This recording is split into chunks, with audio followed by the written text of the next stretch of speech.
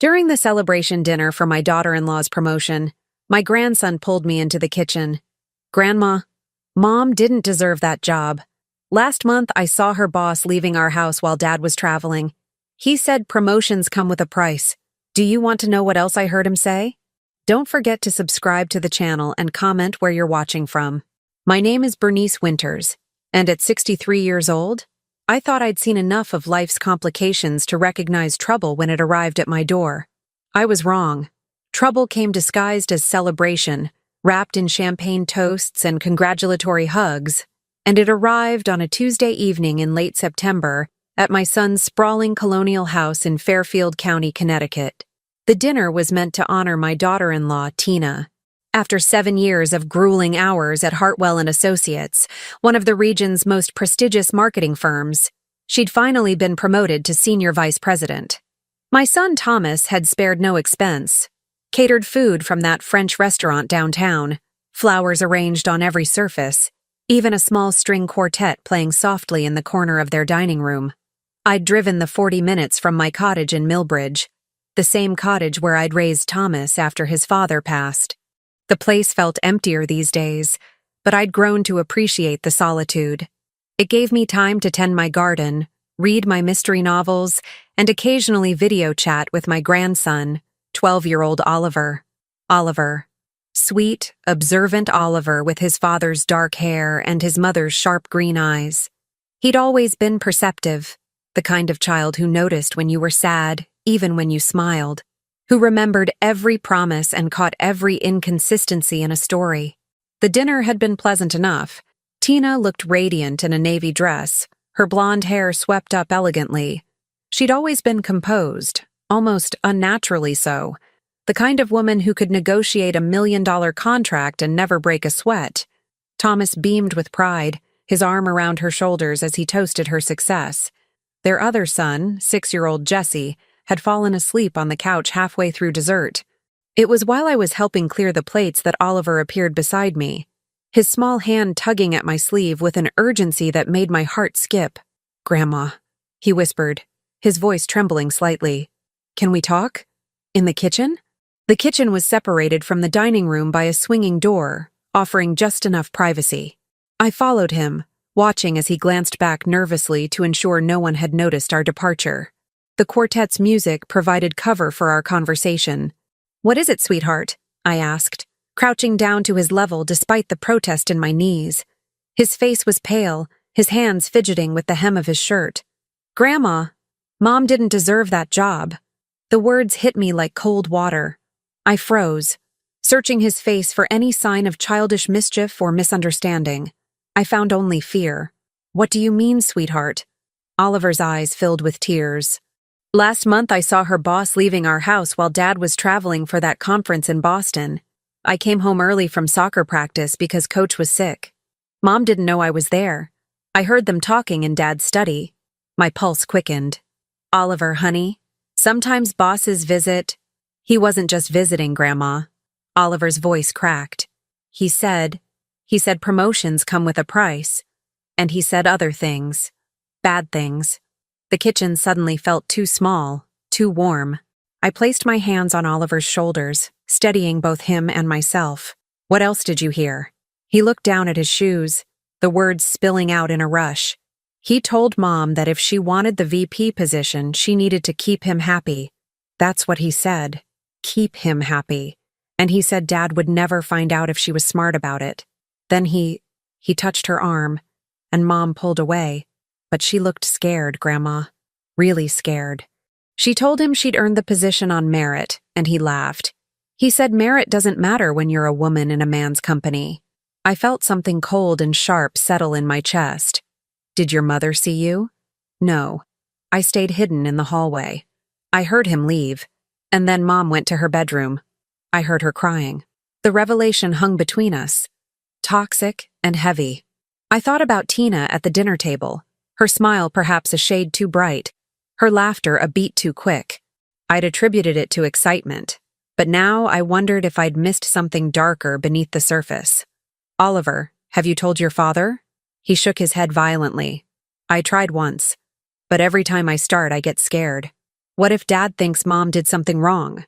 What if he gets mad at her? What if— He trailed off, but I understood. What if the family fell apart? Grandma, there's more, Oliver continued, his voice barely audible now. I've been watching. The boss, his name is Mr. Carlisle. He texts Mom all the time, even late at night. I've seen her phone light up, and she always looks worried when it's him. Last week, she had to go to a business dinner on Friday night, but when she came home, she looked like she'd been crying. She went straight to the bathroom and stayed there for an hour. My mind raced through possibilities, each more disturbing than the last. Was Tina being blackmailed? Harassed? Had she compromised herself, or was she being coerced? And why hadn't she confided in Thomas? Or in me? Oliver, listen to me carefully, I said, keeping my voice steady. You did the right thing telling me. But we need to be very careful about this. We need to understand what's really happening before we say anything to your father. Can you do that? Can you keep this between us for now? He nodded, relief flooding his features. I knew you'd help, Grandma. I knew you'd know what to do, but I didn't know what to do. Not yet. All I knew was that something rotten had infected my family, and I was perhaps the only one who could see it clearly. We returned to the dining room, where Thomas was regaling everyone with the story of Tina's first big presentation at Hartwell. She smiled at all the right moments, but when her eyes met mine across the table, I saw something flicker there. A question, perhaps, or a warning. The rest of the evening passed in a blur. I made appropriate responses, smiled when expected, and hugged everyone goodbye. But my mind was elsewhere, cataloging every interaction, every glance, every word for hidden meaning. As I drove home through the darkening Connecticut countryside, the trees forming shadows along the winding roads, I couldn't shake the image of Tina's face when Oliver described her fear. I thought about the cottage waiting for me, suddenly feeling less like a sanctuary and more like a command center, because I'd made a decision in that kitchen, standing beside my frightened grandson. I would uncover the truth about Robert Carlisle and Tina's promotion. I would do it quietly, carefully, and thoroughly, and I would protect both Tina and my family from whatever darkness was threatening to consume them. I just didn't realize how deep that darkness ran, or how many secrets were waiting to be unearthed. When I pulled into my driveway, I noticed my phone had 3 missed calls, all from Thomas. When I called back, his voice was tight with an emotion I couldn't quite place. Mom, did Oliver say anything strange to you tonight? My heart hammered against my ribs. Strange? What do you mean? He's been acting odd lately. Tina thinks he might be having trouble at school. I just wanted to check if he mentioned anything to you. The lie formed before I could stop it. No, darling. We just chatted about his soccer team. Why? There was a pause, filled with unspoken tension. No reason. Just keep an eye on him, will you? If he does say anything unusual. After we hung up, I sat in my car in the darkness, watching the lights in my cottage windows. Somewhere in the distance, an owl hooted, and the sound felt like a warning. I'd just lied to my son to protect a secret I didn't fully understand. And tomorrow, I would begin an investigation that could either save my family or destroy it completely. The question was, which truth was I really looking for? The one that would vindicate Tina, or the one that would confirm my worst fears? Either way, I was about to discover that some doors, once opened, can never be closed again. The investigation begins, but Bernice doesn't yet realize she's not just uncovering Tina's secrets. She's about to stumble into a web of corporate corruption, manipulation, and danger that goes far deeper than a simple workplace harassment case. What will she discover when she starts digging into Robert Carlisle's background? And why is Tina so afraid to speak the truth? The morning after the dinner, I woke with a plan forming in my mind, like frost on a window, delicate, intricate, and clear. I'd spent half the night lying awake, my mystery novels stacked on the nightstand suddenly seeming like research material rather than entertainment. If Agatha Christie had taught me anything, it was that investigation required methodical thinking and attention to detail. I started with what I knew. Robert Carlisle, senior partner at Hartwell and Associates, had visited Tina while Thomas was away. He'd made inappropriate comments, He'd implied the promotion came with conditions. And Tina was terrified. What I didn't know could fill an ocean. I made coffee and opened my laptop, grateful that Thomas had insisted on teaching me basic internet skills last year. The kitchen table became my workspace, and I began searching for information about Robert Carlyle. His professional profile appeared first. Georgetown Law, 20 years in corporate marketing law, multiple industry awards. His photo showed a man in his early 50s with silver hair and a smile that didn't quite reach his eyes. The kind of man who looked trustworthy in a boardroom and predatory everywhere else. I dug deeper, searching for news articles, social media, anything that might reveal character beyond the polished professional facade. That's when I found the first thread, a brief mention in a trade publication from 3 years ago about a workplace culture investigation at Hartwell & Associates that had been resolved internally.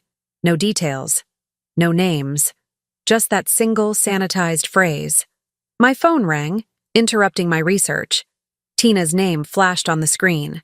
I stared at it for 3 rings before answering, my voice carefully neutral. "Good morning, dear." "Bernice, hi." Tina's voice sounded strained, different from the confident tone she'd used at dinner. "I wanted to thank you again for coming last night. It meant a lot to have you there." "Of course, I wouldn't have missed it." I paused, choosing my next words carefully. "You seemed a bit tired, though. Are you feeling all right?" There was a long silence. Too long. Just exhausted from work. The new position comes with a lot of pressure. I imagine it does. I waited, giving her space to say more, but she didn't take it. "Tina, if you ever need to talk about anything at all, you know I'm here, don't you?" Another pause. "I know. Thank you, Bernice." After we hung up, I sat staring at my phone, certain that she'd wanted to say something more. The fear in Oliver's description of her hadn't been my imagination. Tina was carrying a burden she couldn't share, and I needed to understand why. By noon, I'd discovered that Robert Carlyle had been married twice, divorced both times, with sealed court records. That detail alone set off alarm bells. People didn't seal divorce proceedings unless there was something worth hiding: affairs, abuse, financial irregularities. I was so absorbed in my research that I didn't hear Thomas's car in the driveway. His knock on the door made me jump, and I quickly closed the laptop before answering. "Mom!" He swept me into a hug, but I could feel the tension in his shoulders. "I was nearby showing a property and thought I'd stop by. Are you busy?" "Never too busy for you, darling." I ushered him inside, hyper-aware of the laptop on my kitchen table. "Coffee? Please?" He settled into his usual chair, the one he'd sat in since childhood, and I noticed the shadows under his eyes. "Mom, I need to ask you something, and I need you to be honest with me." My stomach clenched. "Of course." "Did Oliver seem upset last night? Did he say anything about Tina?" I busied myself with the coffee maker, buying time. "He seemed fine to me." "Why? What's going on?" Thomas ran a hand through his hair, a gesture he'd inherited from his father. "He's been withdrawn lately. Won't talk to us much. Spends a lot of time in his room. Tina thinks it's normal preteen stuff, but I'm worried. And last night, after you left, I found him crying in his bedroom. He wouldn't tell me why." The weight of Oliver's secret pressed against my chest. I wanted to tell Thomas everything, to unburden both Oliver and myself, but something held me back. If I was wrong about what was happening, if there was an innocent explanation I hadn't considered, I could destroy Tina's career and reputation based on a child's misunderstanding. And if I was right, Thomas needed more than suspicion before I shattered his world. "Maybe he's having trouble with friends at school," I offered, hating the deception but knowing it was necessary. You know how cruel children can be at that age. Thomas accepted the coffee gratefully. "Maybe. Tina suggested we take him to a therapist, but I don't know. Feels like overreacting. It might help him to talk to someone neutral," I said carefully. "Sometimes children find it easier to confide in strangers than family." We talked for another 20 minutes about ordinary things: his real estate business, my garden, plans for Thanksgiving. But beneath the normalcy, I felt the weight of unspoken truths accumulating like snow before an avalanche. After Thomas left, I returned to my research with renewed urgency. I needed concrete evidence before I could act, and I was running out of time. Oliver was suffering, Tina was frightened, and my son was blind to the danger in his own home. That afternoon, I did something I'd never done before. I created a fake social media profile. Hannah Mitchell, recently relocated to Connecticut, interested in corporate law and marketing. I used a stock photo of a woman roughly Tina's age and began connecting with people who worked at Hartwell and Associates. By evening, I'd sent connection requests to 15 current and former employees. 3 accepted within the hour. I crafted my message carefully. Hi, I'm considering a position at Hartwell and Associates and wanted to get a sense of the company culture. Would you be willing to share your experience? 2 responses came quickly, both positive and generic. Great opportunities, professional environment, challenging work. But the third response, from a woman named Jennifer Bradley, who'd left the company 8 months ago, was different. I'd be happy to talk, but not in writing. Can we speak by phone? My hands trembled slightly as I typed my number. Jennifer called within minutes. Hannah? Her voice was cautious, guarded. Yes. Thank you so much for calling. I really appreciate... Before we talk, I need to know something. Did Robert Carlyle recruit you? The question caught me off guard. No. Why do you ask? Jennifer let out a breath. Because if he did, you should run. Run far and run fast. My heart began to race. Can you explain? Not over the phone. And honestly, not to someone I don't know. But I'll tell you this much. The workplace culture investigation 3 years ago? It was about Carlyle. 4 women filed complaints. The company paid them off, made them sign NDAs, and swept the whole thing under the rug. I was one of them. Oh my goodness, I breathed, genuine shock in my voice. Did anything happen to him? Jennifer laughed bitterly. He got promoted. They made him senior partner. That's how Hartwell works. Protect the rainmakers at all costs. I left because I couldn't stomach working there anymore. But I signed the NDA. I can't tell you details. I shouldn't even be telling you this much. I understand. And I'm grateful for your honesty. I paused, then took a risk. Jennifer, what would you say to a woman who just got promoted by Carlyle? The silence on the other end was deafening. When Jennifer finally spoke, her voice was hollow. I'd say, document everything. Every text, every email, every conversation. Keep copies somewhere he can't access. And I'd tell her to find a lawyer who specializes in workplace harassment. Because whatever promises Hartwell made to keep her safe, they're lies. That company will sacrifice anyone to protect Carlyle's reputation. After we hung up, I sat in the gathering darkness of my kitchen, the laptop screen casting blue light across my face. I'd found my first concrete evidence that Robert Carlyle was a predator, that Hartwell and Associates was complicit in his behavior, and that Tina was likely his latest victim. But I'd also discovered something more troubling. There was a pattern here. A system designed to silence women and reward their abuser. And if Jennifer's NDAs were any indication, fighting back could cost Tina everything. Her career, her reputation, possibly even her marriage if Thomas didn't believe her. I needed more information, but I was running into walls everywhere I turned.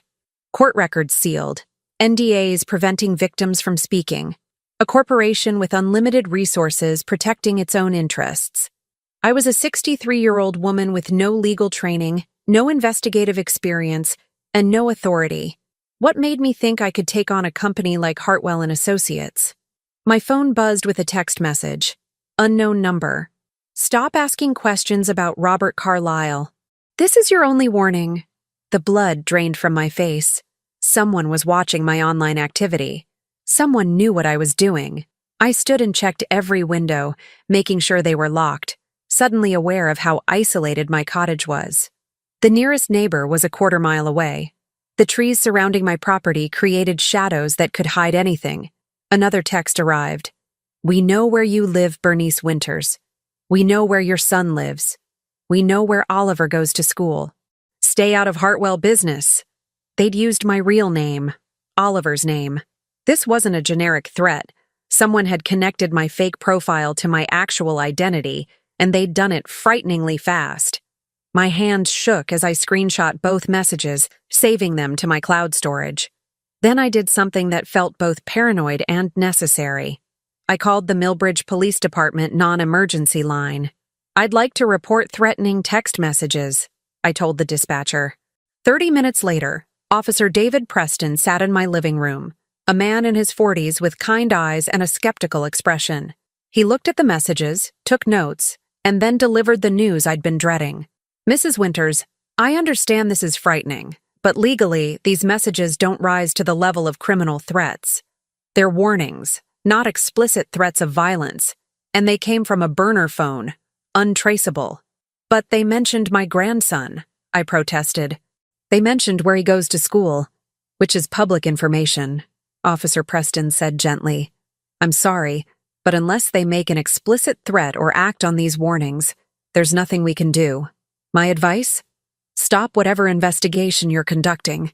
These people clearly have resources, and they're telling you to back off. Maybe you should listen." After he left, I sat alone in my cottage, the weight of impossibility settling over me. I was being watched, warned, and threatened. I had no legal recourse, no protection, and no clear path forward. But I also had a grandson who'd trusted me with a devastating secret, and a daughter-in-law who was suffering in silence. The question was, how far was I willing to go to protect them? And what price would I pay if I continued? I looked at my laptop, at Jennifer Bradley's warnings, at the threatening messages on my phone. Then I thought about Oliver's tears and Tina's fear. I opened the laptop again and continued my research. Some battles I'd learned in 63 years of living were worth fighting even when victory seemed impossible. The trick was knowing which ones and how to fight smart rather than hard. I was about to find out if I was as clever as I hoped, or as foolish as I feared. I didn't sleep that night. Every creak of the house, every whisper of wind against the windows sent my heart racing. The threatening messages had changed everything. What began as a grandmother's concern had escalated into something far more dangerous. By dawn, I'd made a decision. If I was going to help Tina, I needed to do it properly, which meant I needed professional help. At 7 a.m., I called my late husband's brother, Uncle Frank, who'd retired from the FBI 5 years ago and now lived in Vermont. "Bernice, everything all right?" His gravelly voice was thick with sleep. "Frank, I need advice." Off the record, I explained everything. Oliver's revelation, my research, the threatening messages. When I finished, the silence stretched so long I thought we'd been disconnected. "Bernice, listen to me very carefully," Frank finally said. "You're dealing with corporate fixers, people whose job is to protect companies from liability at any cost. These aren't amateurs sending random threats. They've already traced your fake profile, identified you, and warned you off in less than 24 hours. That takes resources and expertise. So I should stop?" I didn't say that. I heard him moving around, the sound of coffee brewing in the background. "I said you need to be smarter. Stop using your real devices. Stop leaving digital footprints. And for heaven's sake, don't conduct this investigation alone. You need allies, preferably ones with legal standing." "Like who? Like Tina herself? Have you considered that maybe she's not just a victim? Maybe she's gathering her own evidence, building her own case. Maybe she needs to know she has support." After we hung up, Frank's words circled in my mind. I'd been so focused on investigating for Tina that I hadn't considered investigating with her. But approaching her directly meant revealing Oliver's confidence, potentially damaging his trust forever. I was still wrestling with this dilemma when my doorbell rang at 9 a.m. Through the peephole, I saw Tina standing on my porch, and my heart nearly stopped. She wore sunglasses despite the overcast morning, and her hands clutched her purse like a lifeline. "Bernice, I'm sorry to come unannounced," she said when I opened the door. Her voice was barely controlled, trembling at the edges. "May I come in?" We sat in my living room, Tina perched on the edge of the sofa, still wearing her sunglasses. I waited, letting the silence build until she was ready to fill it. "Oliver told Thomas last night," she finally said, and my stomach dropped. Not everything, just that he'd heard his father's boss at our house. that he'd overheard something that scared him. Thomas confronted me this morning before work. "Tina, please let me finish." She removed her sunglasses, and I saw the redness around her eyes, the exhaustion carved into her face. Thomas asked if I was having an affair. That's what he thought. That's what Oliver's words made him think. And I couldn't explain. I couldn't find the words to tell him what's really happening. "So tell me," I said gently. "Tell me everything." The story that poured out was worse than I'd imagined. It had started 8 months ago when Robert Carlyle began mentoring Tina, praising her work, promising advancement. Then came the late-night texts, the unnecessary private meetings, the comments about her appearance. When she tried to maintain professional boundaries, his behavior escalated. He told me that every woman who'd succeeded at Hartwell had understood how to play the game, Tina said, her voice hollow. He said the VP position was mine if I was willing to be flexible. When I refused, he started sabotaging my projects, taking credit for my work, undermining me in meetings. "Why didn't you report him?" Tina laughed bitterly. "To whom? Human resources? They're paid by Hartwell. The other partners? They've known about Carlyle for years and done nothing. I had no proof, no recordings, nothing but my word against a senior partner with 2 decades of company loyalty. So what changed? Why did you get the promotion?" "Because I found something." Tina reached into her purse and pulled out a USB drive, holding it like it might explode. 3 months ago, I was working late in Carlyle's office, preparing documents for a client meeting. He got called away urgently. His daughter was in a car accident. He left his computer unlocked, and I saw an email thread open on his screen. My hands had gone cold. "What kind of emails?" "Correspondence between Carlyle and Victor Hartwell, the company's founder. They were discussing the culture investigation from 3 years ago. But Bernice, it wasn't just about harassment. They were using company funds to pay off victims, falsifying financial records to hide the settlements, and threatening women who wouldn't sign NDAs with career blacklisting across the entire industry." "Good grief," I breathed. "Tina, that's criminal. It's criminal conspiracy, fraud, witness tampering. I photographed everything with my phone and copied files to this drive. I have evidence of at least 7 women who were paid off, including detailed financial records showing how they laundered the settlement money through fake consulting contracts." "And Carlyle found out you had it?" Tina nodded miserably. "He must have checked his computer logs. 2 days later, he called me into his office. He knew I'd accessed his files. He told me I had 2 choices: accept the VP promotion and keep my mouth shut, or refuse and watch him destroy not just my career, but Thomas's real estate business. He has connections everywhere, Bernice. He could ruin us both with a few phone calls." "So the promotion was a bribe and a leash." Tina's voice cracked. "He promoted me to make it look like everything was fine, like I was complicit in his system. And he's been tightening the leash ever since. The late-night texts, the business dinners. He's making me perform the role of his protégé, his success story. Meanwhile, he's got people watching me, making sure I don't go to authorities. I'm trapped, Bernice. I took his promotion, which makes me look complicit.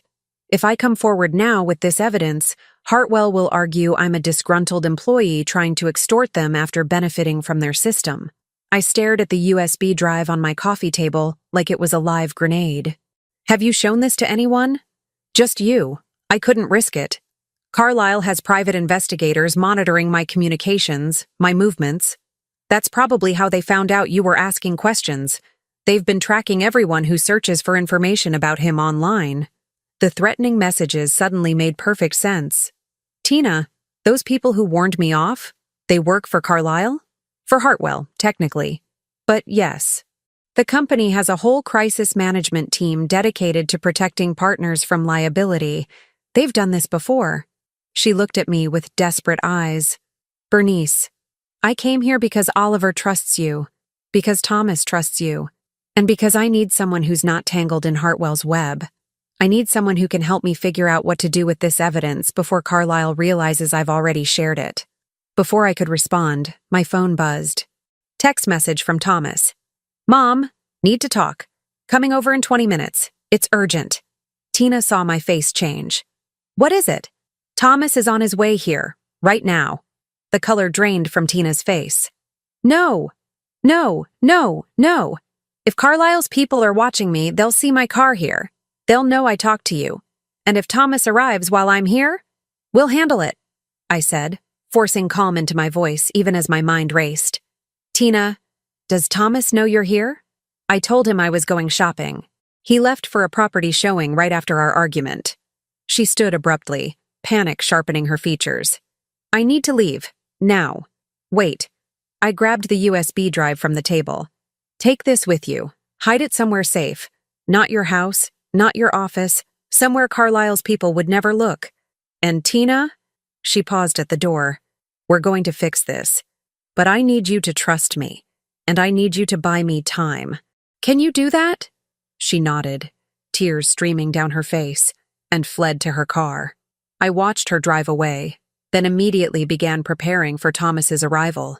I cleared my laptop from the kitchen table, hid my research notes, and forced my breathing to steady. When Thomas arrived 18 minutes later, his face was a storm of emotions I'd rarely seen. Anger, confusion, betrayal, all churning together. Mom, what's going on? He paced my living room like a caged animal. Oliver finally told me more this morning. He said he heard Carlisle making inappropriate comments to Tina. He said Mom looked scared. And when I confronted Tina about it, she barely denied anything. She just said it was complicated, and that she'd handled it. What does that mean? Did she have an affair? This was the moment. I could tell Thomas everything Tina had shared, hand him the burden of truth, or I could protect the investigation until we had a real plan. Thomas, sit down. I used my mother voice, the one that still commanded obedience even though he was 40 years old. What I'm about to say is going to be difficult to hear, but I need you to listen without interrupting. I told him a carefully edited version, that Tina had been harassed by Carlisle, that she'd gathered evidence of misconduct, that the promotion was coercion rather than recognition of her work. I left out the USB drive, the extent of the criminal conspiracy, and Tina's visit this morning. Thomas's face went through a progression of emotions. Disbelief, rage, anguish. Why didn't she tell me? Why did she let me think? His voice broke. I accused her of having an affair this morning. I looked my wife in the eye and asked if she'd been unfaithful. And all this time she was being... He couldn't finish the sentence. She was protecting you, I said quietly, and protecting her career and trying to figure out how to fight back against people with more power and resources than she has. Thomas, this isn't her fault. None of it. I need to go home. I need to apologize. I need to... No. The sharpness in my voice stopped him. You need to act normal.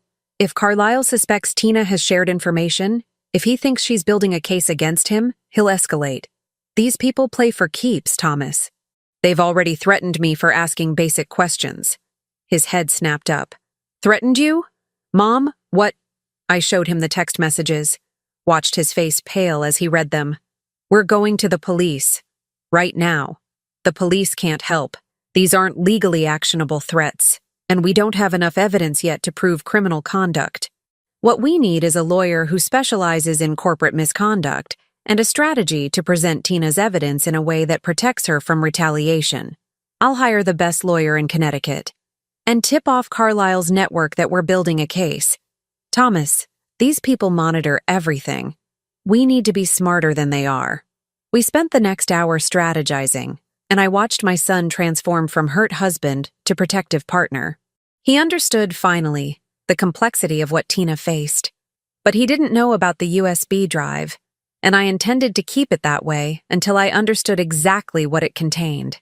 After Thomas left, I sat in the deepening shadows of my living room, understanding that we'd reached a point of no return. Tina had given me the key to destroying Robert Carlisle and exposing Hartwell and Associates' corruption. But using that key meant putting everyone I loved in the crosshairs of people who'd proven they'd do anything to protect their interests. My phone buzzed again. Unknown number. We know Tina Winters visited you today. We know what she gave you. Return the drive within 24 hours or face consequences you can't imagine.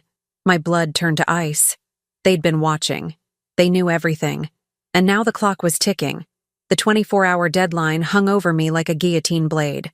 I stood at my kitchen window watching the woods around my cottage as darkness fell, wondering how many eyes were watching back.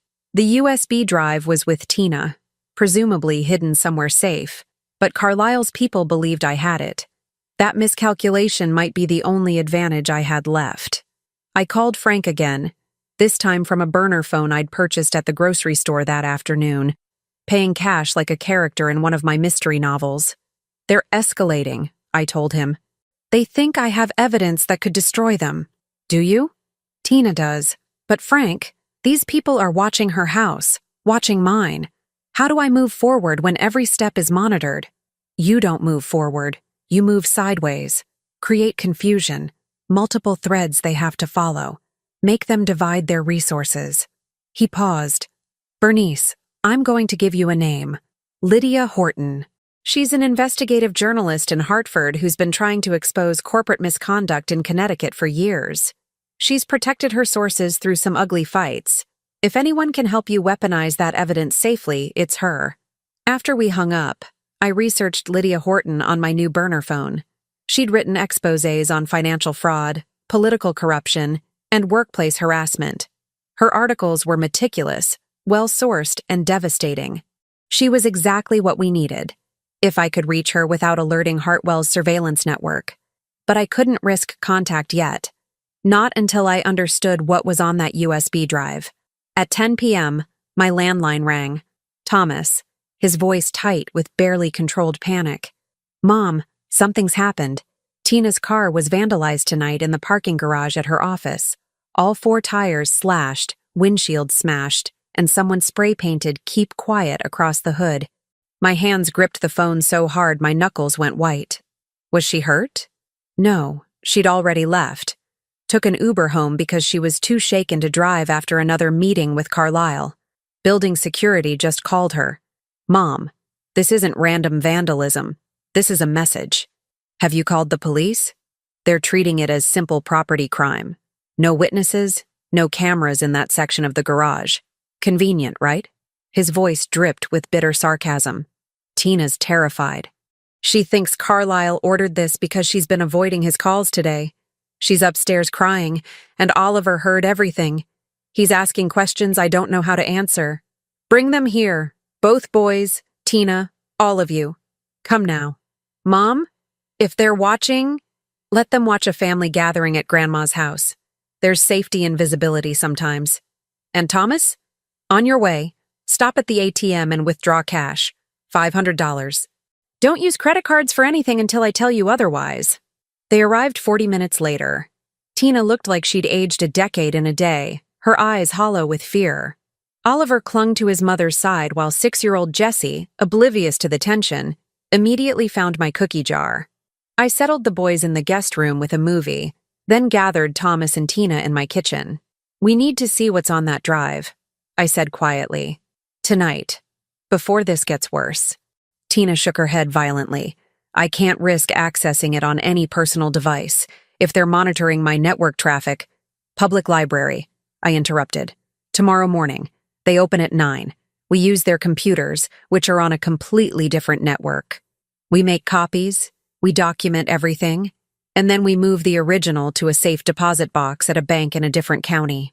They'll follow us," Tina whispered. "Then we make sure they follow the wrong person." I turned to Thomas. "Tomorrow, you're going to drive to 3 different banks in 3 different towns.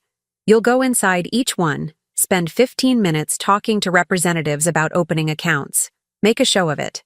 While Hartwell's people are tracking you, Tina and I will slip out to the library in Millbridge." Thomas frowned. "How does Tina slip out if they're watching the house?" "Your mother is going to create a diversion," I said, a plan forming even as I spoke. "At 8 a.m. I'm going to drive very obviously to the medical center in Fairfield. I'll park, go inside, spend an hour in the waiting room reading magazines. Anyone watching will assume I have an appointment. That gives Tina time to leave through the woods behind my property. There's a trail that leads to the Hendersons' farm a quarter-mile away. Mrs. Henderson owes me a favor. She'll drive Tina to the library." Tina stared at me. "Bernice, you're talking about counter-surveillance tactics. You're a retired librarian. I'm also a woman who spent 40 years married to a man with federal law enforcement in his family. You pick things up.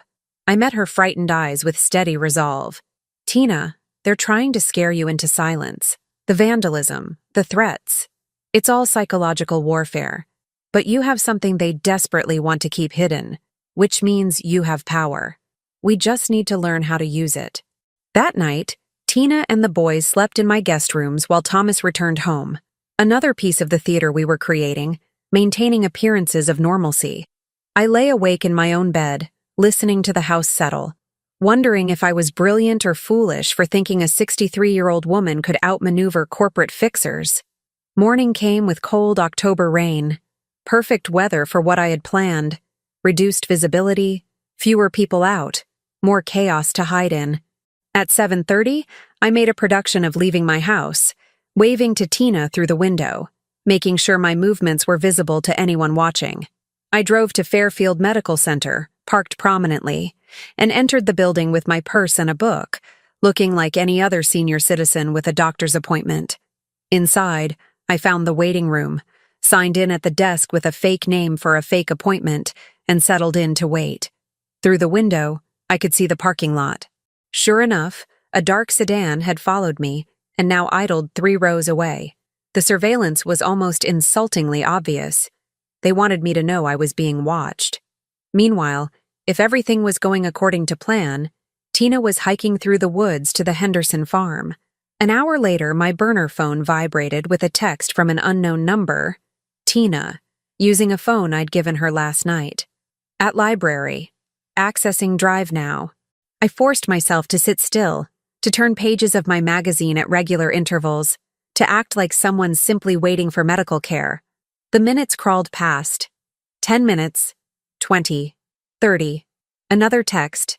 Bernice, you need to see this. It's worse than I thought. Much worse.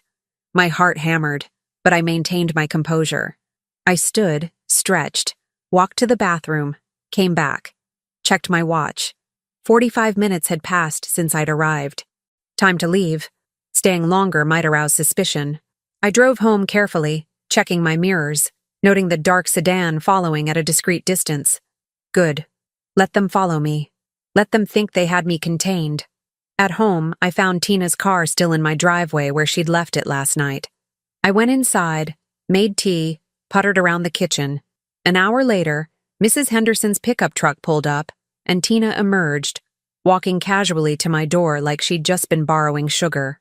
Once inside, with curtains drawn and voices low, Tina pulled out a sheaf of papers she'd printed at the library. Bernice, Carlisle isn't just harassing women. He's running a systematic operation. She spread documents across my kitchen table. The USB drive contains 7 years of financial records. Hartwell and Associates has been creating shell companies to funnel money from client accounts. Small amounts, hard to notice, but it adds up to millions. Carlisle and Victor Hartwell split the proceeds. The harassment settlements? Those are paid from the embezzled funds, which means they're using stolen money to silence women who threaten to expose the embezzlement. I stared at the documents, understanding dawning. It's a circle. The fraud funds the cover-up, which protects the fraud. Exactly. And look at this. Tina pointed to a spreadsheet showing names and amounts. These are Hartwell clients, major corporations, law firms, even a state pension fund. If this comes out, it's not just Carlisle and Victor Hartwell who go down. It's the entire firm, hundreds of employees, and clients who'll lose millions. The fallout would be catastrophic, which is why they're so desperate to keep it hidden. I studied the papers, my librarian's mind organizing information into patterns. Tina, this is bigger than workplace harassment. This is federal fraud, racketeering. This is prison time for everyone involved. I know. Her voice was barely a whisper. And now I understand why those other women signed NDAs and took the settlements. It wasn't just about harassment. They stumbled onto the fraud. Carlisle gave them a choice. Take money and stay quiet, or fight and get destroyed by the full weight of Hartwell's legal and financial resources while watching innocent employees lose their jobs in the fallout. That's extortion. That's business. Tina's laugh was hollow. Bernice, I've been agonizing over this for months. If I expose this, people will lose their livelihoods. Retirement accounts will vanish. Families will be destroyed. But if I stay silent, Carlisle continues victimizing women and stealing from clients. There's no clean answer. I was about to respond when the landline rang. I answered, and a smooth male voice I didn't recognize spoke. Mrs. Winters, my name is Victor Hartwell. I believe we need to have a conversation. Every muscle in my body tensed. Tina's eyes went wide as she recognized the name. I'm afraid you have me at a disadvantage, Mr. Hartwell. I don't know who you are. Of course you do. Just as I know that Tina Winters is currently in your home and that you've both been very busy this morning at the Millbridge Public Library. His voice remained pleasant, conversational. You're clever, Mrs. Winters. The medical center diversion was well played. But you're out of your depth. What do you want? A meeting. Tonight, 7 p.m. at the Riverside Inn in Fairfield. Bring Tina. Come alone or come with your son. I don't care. But come prepared to discuss a reasonable resolution to this situation. And if we refuse? Then tomorrow morning, the Connecticut State Police will receive an anonymous tip about Tina Winters' embezzlement of client funds from Hartwell and Associates. We have evidence, manufactured but quite convincing, showing that she's been stealing money for the past year. Her new promotion gave her access to accounts, and she's been taking advantage. It would be your word against ours, Mrs. Winters. And we have rather more resources. The line went dead. Tina had heard enough to understand. They're going to frame me for the embezzlement. Make me the scapegoat for everything. Not if we move first. I grabbed my burner phone and pulled up Lydia Horton's contact information. It's time to bring in the journalist. We're out of time for careful plans. But even as I dialed, I wondered, were we taking control of the situation or walking straight into a trap that Hartwell and Carlisle had been preparing since the moment Tina accessed those files? The meeting at the Riverside Inn was 6 hours away. 6 hours to decide whether to fight or surrender. 6 hours to determine if my family would survive what came next. I had 4 hours before the meeting with Victor Hartwell, and I intended to use every minute. Lydia Horton answered on the second ring, her voice sharp and professional. Ms. Horton, my name is Bernice Winters. I have evidence of corporate fraud and criminal conspiracy at Hartwell and Associates, and I need your help. There was a brief pause. How did you get this number? Frank Frazier gave it to me. He's retired FBI. I know Frank. Her tone shifted from suspicious to interested. What kind of evidence are we talking about? 7 years of financial records showing systematic embezzlement and witness tampering. Multiple victims, millions of dollars. And the people involved have threatened my family to keep us quiet. Can you prove it?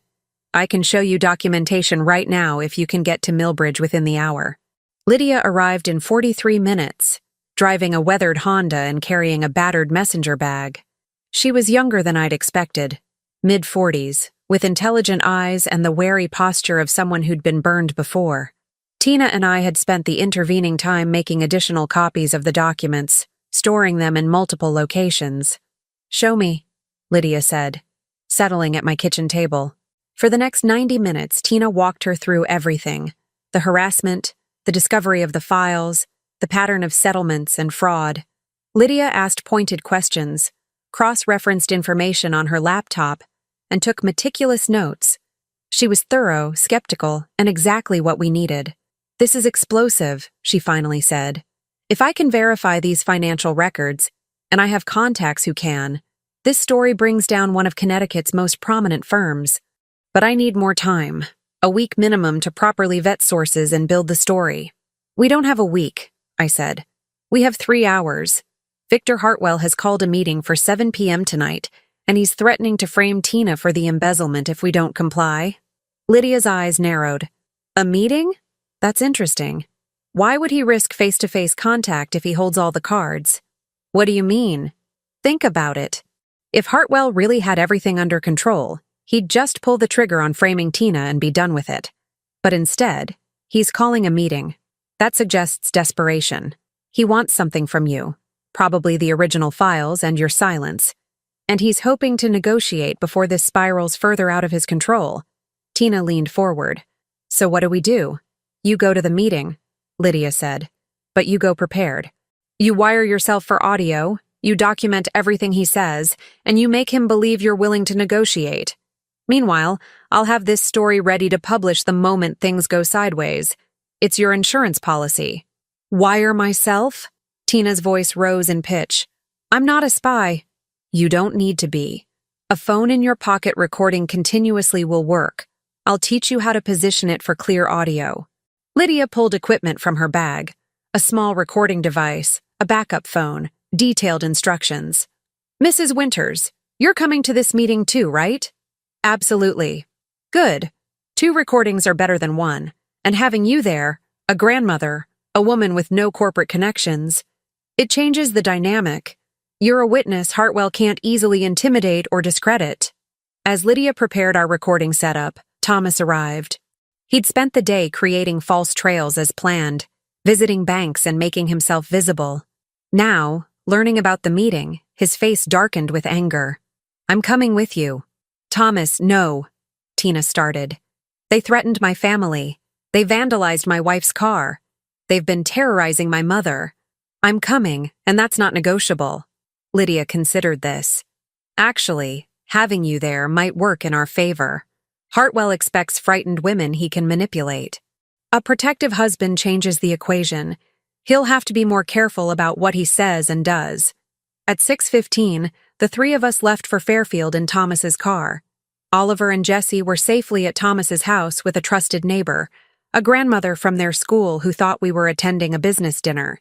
Lydia followed in her own vehicle, parking across the street from the Riverside Inn with equipment to monitor our recording in real time. The inn was an upscale establishment on the Pequannock River, all dark wood and leather furniture. Victor Hartwell had reserved a private dining room on the 2nd floor. We were escorted there by a hostess who seemed oblivious to the tension crackling between us.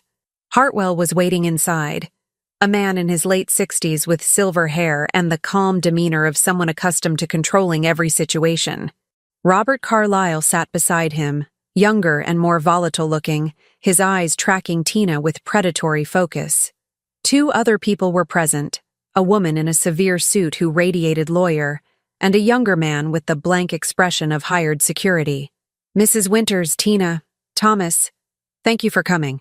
Hartwell's voice was warm, grandfatherly even. It made my skin crawl. Please sit. Can we offer you anything? Coffee? Wine? We're fine, I said, keeping my voice steady. Let's discuss why we're here. Hartwell smiled, but it didn't reach his eyes. Direct. I appreciate that. Very well. Tina, you've taken something that belongs to Hartwell and Associates. I'd like it returned. I don't know what you're talking about, Tina said. Please. We've monitored your access to Robert's computer. We know you copied files. We know you've been sitting on that information for months, trying to decide what to do with it. And we know you accessed those files again this morning at the public library. He leaned forward. Tina, I understand why you might feel aggrieved. Robert's mentorship style can be intense. Sometimes boundaries get blurred. It's regrettable. Regrettable? Thomas's voice was dangerously quiet. He harassed my wife. He coerced her into accepting a promotion she didn't want. He's been terrorizing our family. Carlyle spoke for the first time, his voice dripping with disdain. She had every opportunity to decline the promotion. She chose to accept it, chose to take the salary increase and the benefits. Nobody forced her to do anything. You threatened to destroy my husband's business, Tina said, her voice shaking with controlled fury. You threatened our family's livelihood. I merely explained the realities of our professional network, Carlyle replied smoothly. If you found that threatening, perhaps you're too sensitive for executive leadership. The lawyer intervened. Let's focus on resolution. Mr. Hartwell is prepared to offer very generous terms. Tina, you resign from Hartwell and Associates effective immediately. You'll receive a severance package of $500,000 paid over 2 years. In exchange, you return all copied materials and sign a comprehensive non-disclosure agreement. And if I refuse? Tina asked. Then tomorrow, we file a criminal complaint alleging embezzlement, the lawyer said matter-of-factly. We have evidence showing irregular transfers from client accounts to personal accounts in your name. We have documentation of your computer access to financial systems during suspicious hours. We have testimony from colleagues about your increasingly erratic behavior following your promotion. That's all fabricated, Thomas said. Perhaps, but it will be enough to trigger an investigation. Tina will be arrested, probably at her home in front of her children. She'll spend months fighting charges while her legal fees mount. Her reputation will be destroyed regardless of the outcome. And while she's tied up in court, you, Thomas, will find your real estate license mysteriously delayed for renewal. Your clients will hear rumors about your wife's alleged criminal activity. Your business will collapse. The threat hung in the air like poison gas. I watched Hartwell carefully, noting how he remained silent, letting his subordinates deliver the ugly ultimatums while he maintained his grandfatherly facade. This was a man who'd perfected the art of plausible deniability. "You're very confident," I said quietly. "But you're making a mistake." Hartwell turned his attention to me, amused. "Am I, Mrs. Winters? You're assuming we're isolated and powerless. You're assuming we haven't prepared for this meeting." I pulled out my phone and set it on the table, the recording app clearly visible and running. "Everything you've said tonight has been documented. The threats, the admission of fabricated evidence, all of it." The lawyer's expression flickered. Carlyle tensed, but Hartwell just smiled. "Recording a private conversation without consent is illegal in Connecticut, Mrs. Winters. That recording is inadmissible in court and useless to you. Perhaps, but it's quite useful to journalists. I wonder how your clients would react to hearing you casually discuss framing an employee for embezzlement." I leaned forward. "Mr. Hartwell, you've built an impressive operation over the years. The fraud, the systematic silencing of victims, the network of influence. But you've made everything too complex. Too many moving parts. Too many victims who might decide they're tired of staying quiet. You're bluffing." But Hartwell's voice had lost some of its confidence. "Am I? Did you know that Jennifer Bradley kept copies of everything from 3 years ago?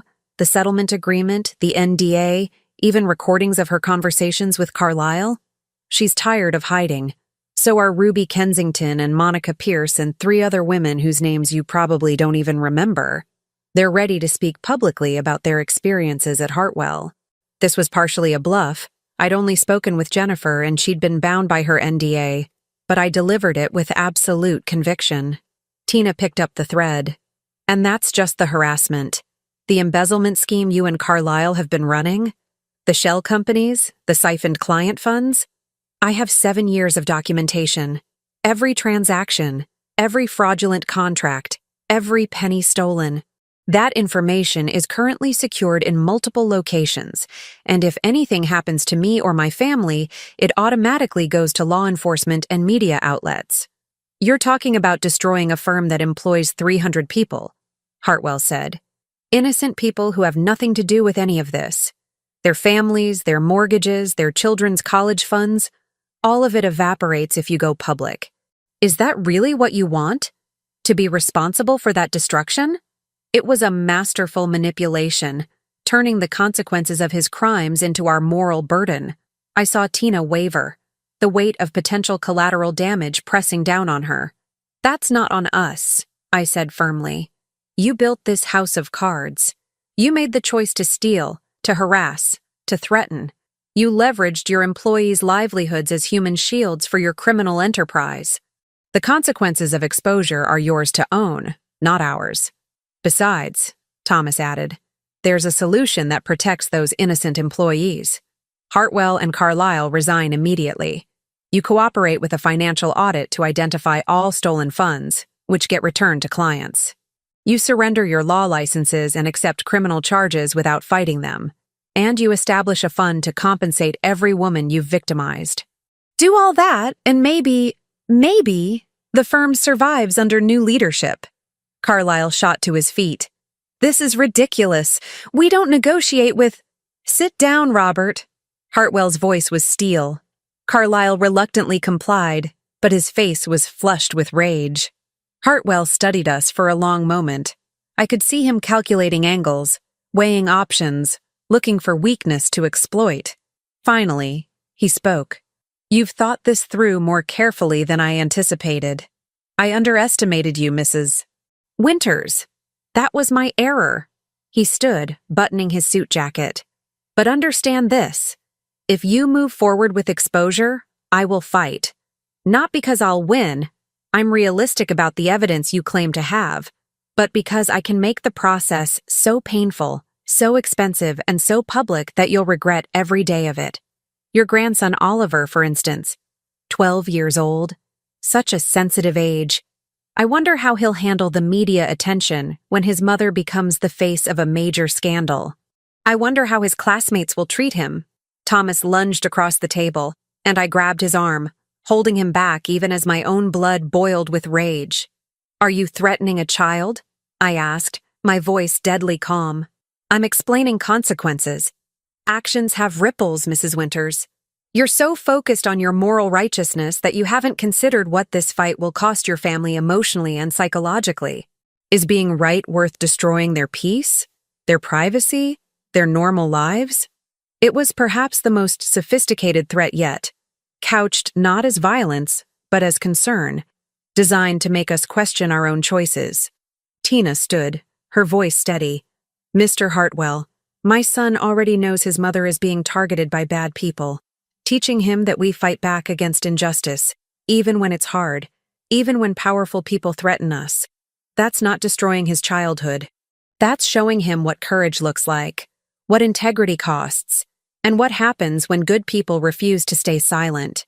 You have until midnight, I added. Either you agree to our terms, resignation, restitution, criminal accountability, or the story goes public tomorrow morning. Every document, every recording, every victim's testimony. Your choice. We left the room without waiting for a response. My heart hammered as we descended the stairs, half expecting security to stop us. But no one did. We reached Thomas's car, pulled out of the parking lot, and drove 3 blocks before anyone spoke. Did we just win or sign our death warrant?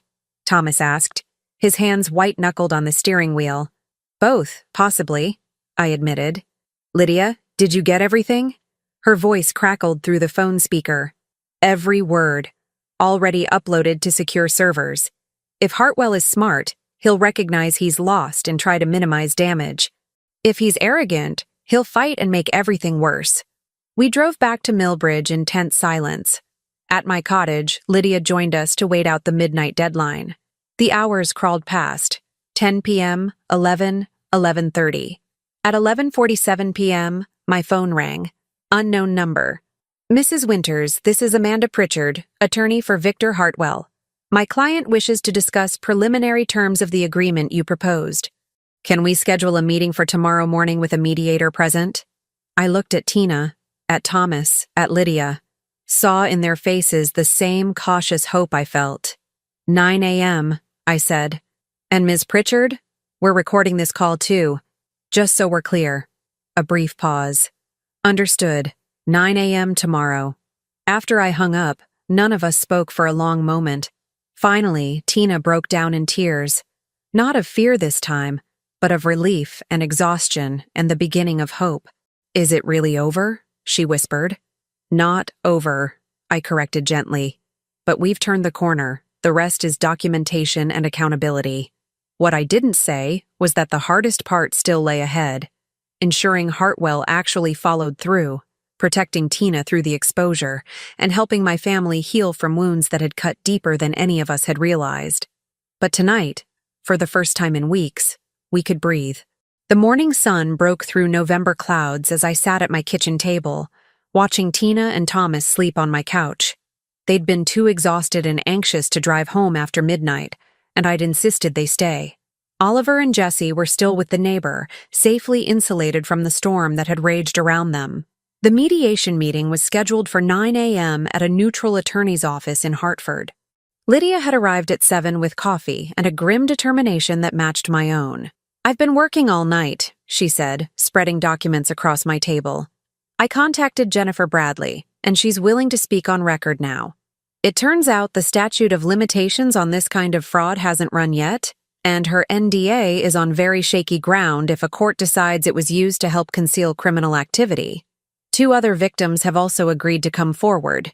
Hartwell's legal shield is disintegrating. Will they be at the mediation? I asked. No, but I've prepared affidavits from all of them. Hartwell needs to see that Tina isn't alone anymore, that he's facing a coordinated group of victims who are done being silent. At 8:30, we drove to Hartford. The law offices of Fraser and Keating occupied the 15th floor of a glass tower overlooking the Connecticut River. The senior partner, Jesse Fraser, no relation to Uncle Frank, had agreed to mediate after Lydia contacted him. He was known for handling complex corporate disputes with fairness and discretion. We were shown to a conference room with floor-to-ceiling windows and a table that could seat 20.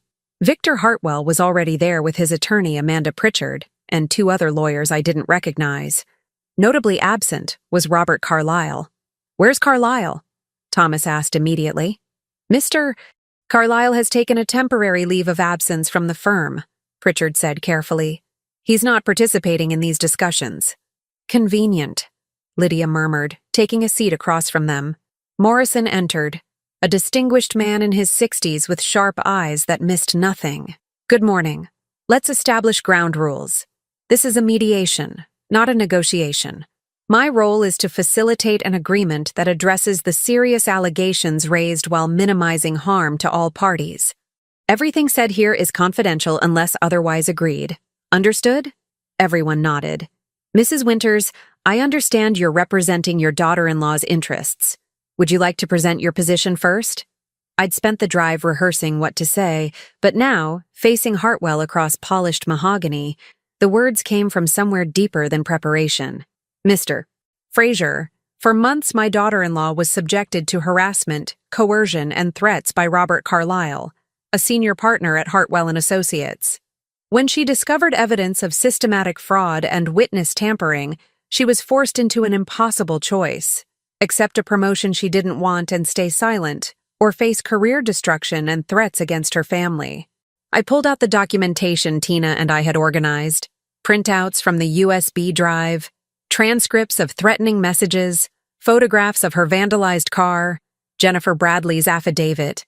This pattern extends back at least 7 years. Multiple women were victimized, paid off with embezzled client funds, and silenced with NDAs that violated public policy. The fraud alone amounts to millions of dollars. Mr. Hartwell knew about all of it and actively participated in the cover-up. Hartwell's face remained impassive, but I saw his jaw tighten. Morrison examined the documents carefully. After several minutes, he looked up. "These are serious allegations supported by substantial evidence. Mr. Hartwell, how do you respond?" Pritchard answered.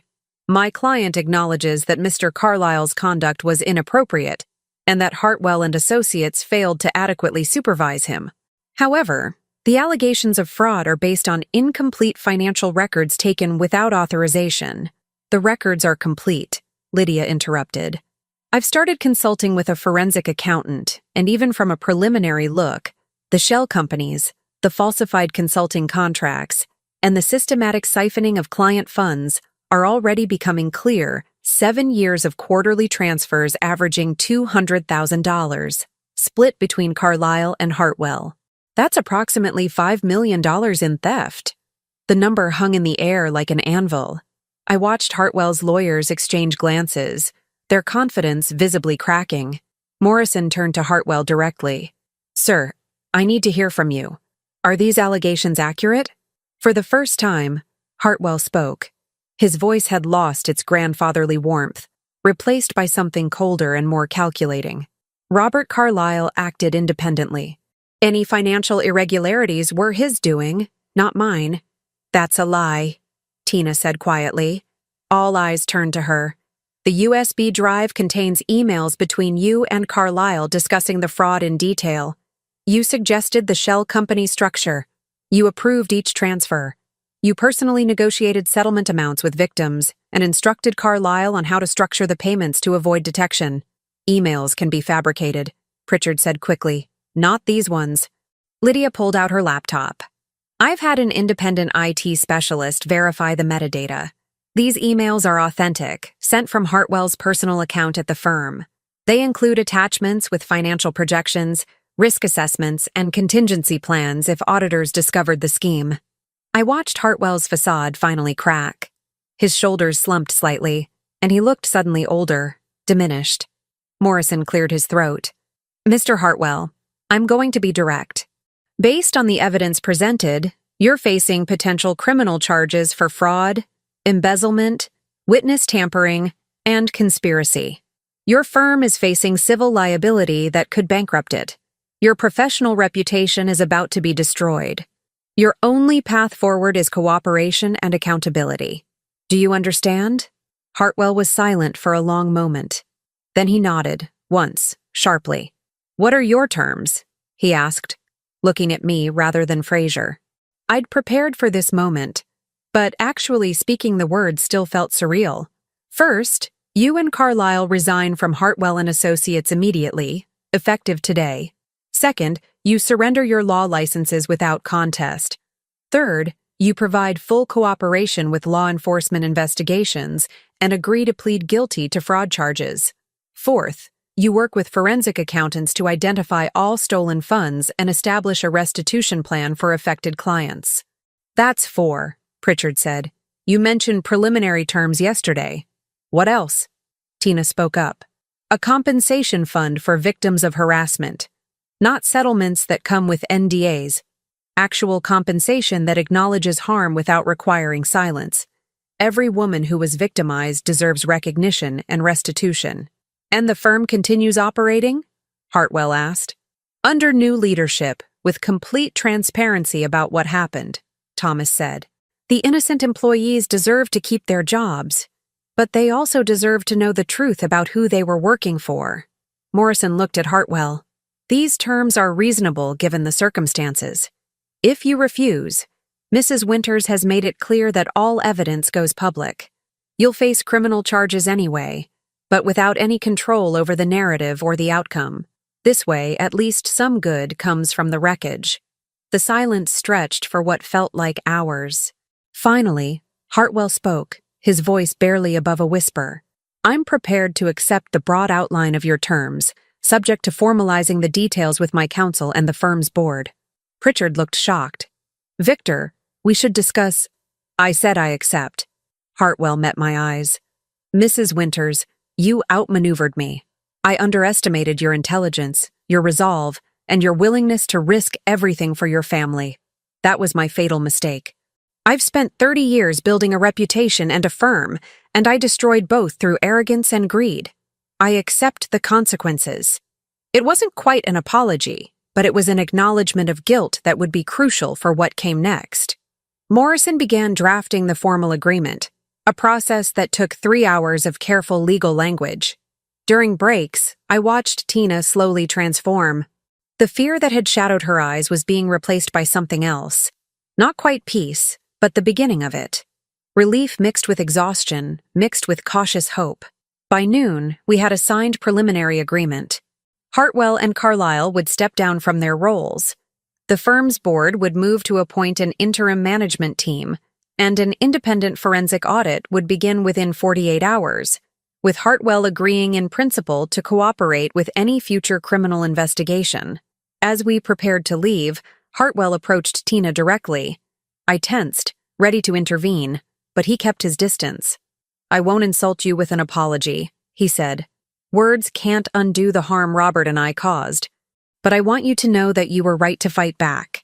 You were braver and smarter than we anticipated. And you deserved better from an organization you gave 7 years of excellent work to.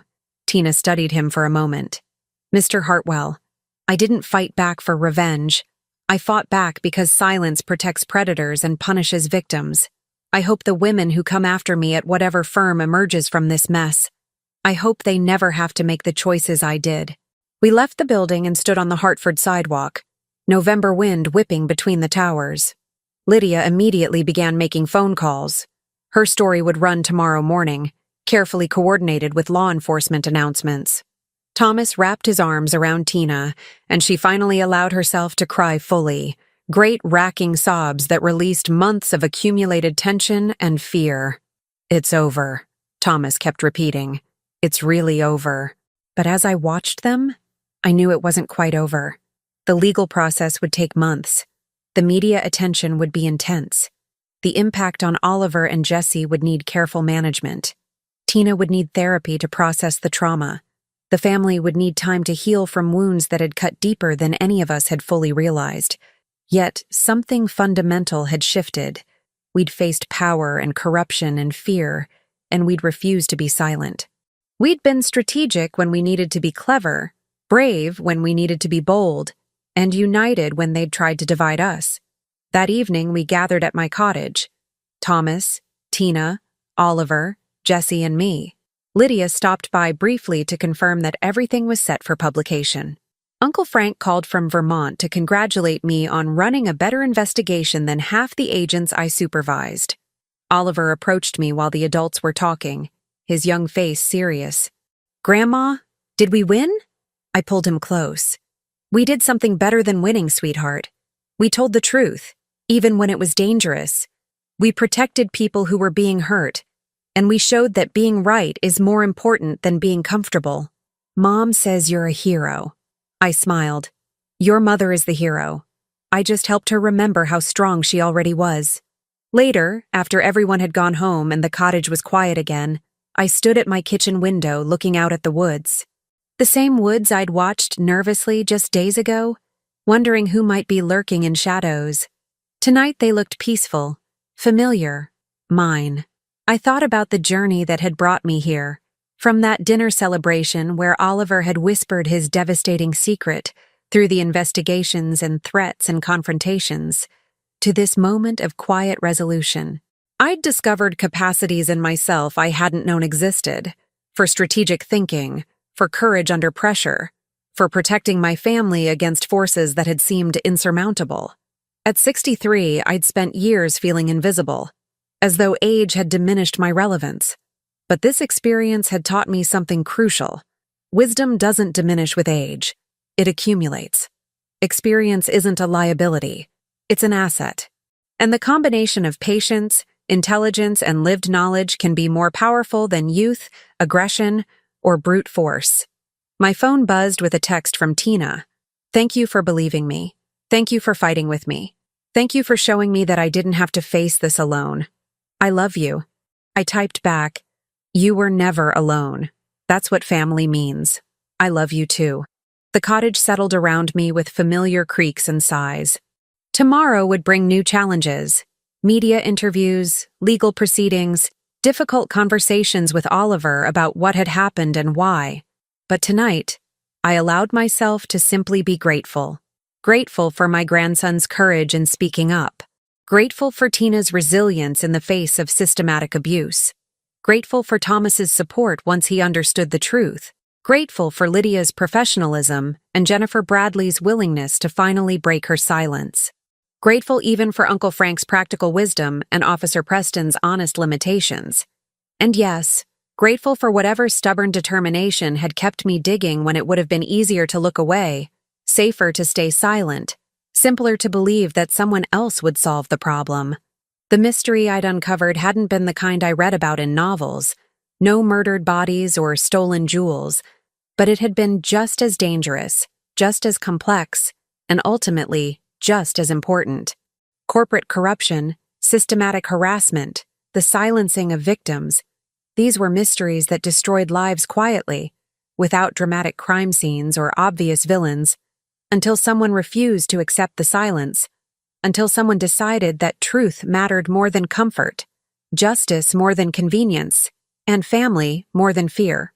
I made myself a cup of tea and settled into my favorite chair with one of my mystery novels. But I found myself smiling at the fictional detective's methods, thinking about how real investigation was messier, scarier, and ultimately more satisfying than fiction could ever capture. The weight of silence, I'd discovered, was heavier than the risk of speaking up, and the strength to break that silence could come from the most unexpected places. Even from a grandmother in a cottage in Connecticut who simply refused to let her family be destroyed by other people's secrets. Outside, an early winter snow began to fall, covering the world in quiet white. Inside, I was warm, safe, and at peace. The investigation was over. The healing could begin. And tomorrow, when Tina's story went public and the world learned what had happened at Hartwell and Associates, other women who'd been silenced would see that speaking up was possible, that fighting back could work, that they didn't have to carry their burdens alone. That was the real victory, not just saving one family, but maybe, just maybe, inspiring others to find their own courage. I sipped my tea and watched the snow fall, grateful for mystery novels, for stubborn determination, for family who trusted me, and for the kind of quiet strength that only comes with age and experience. At 63, I'd helped take down a corrupt organization and protect the people I loved most. Not bad for a grandmother from Millbridge. Not bad at all. Now tell me, what would you have done if you were in my place? Let me know in the comments. Thank you for watching, and don't forget to check out the video on your screen right now. I'm sure it will surprise you.